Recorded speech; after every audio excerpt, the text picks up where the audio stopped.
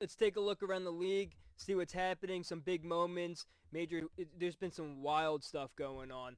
The Brewers right now on fire. They are definitely a team that the Phillies need to look out for as we get deeper into the end of the season and into playoffs.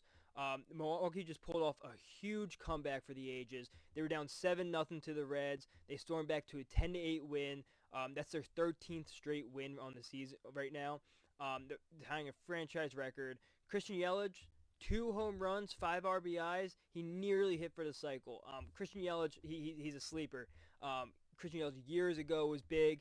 He still is one of the best ball players out there right now. And he's really showing this Brewers team that they can win, and they are a force to be reckoned with right now.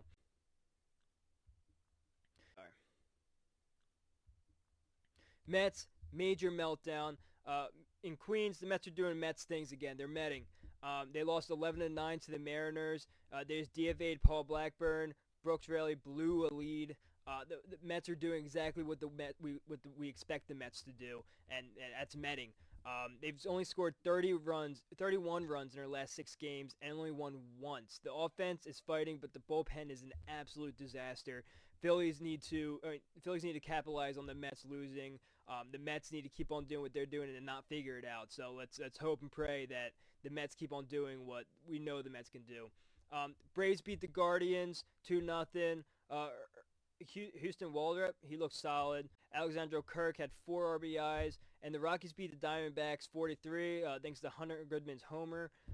So the league's really looking crazy right now. Definitely two things to look at: the Mets and the Brewers. Those are teams that the Phillies want to keep an eye on. And we hope the Brewers are kind of getting hot right about now, and they're going to slow down once they get the playoffs. And the Mets are just they're kind of fizzling out, and they're going to lose their lead and not even make it into the wild cards, because we do not want to play the Mets again. All right, finally, let's take a look at the heart of baseball, the reason why we all started Little League, and what's happening right now, the Little League World Series.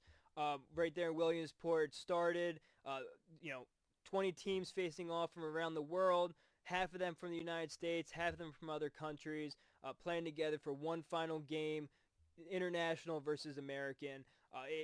Such a cool thing for those kids to be able to do and go and see and be able to be a part of.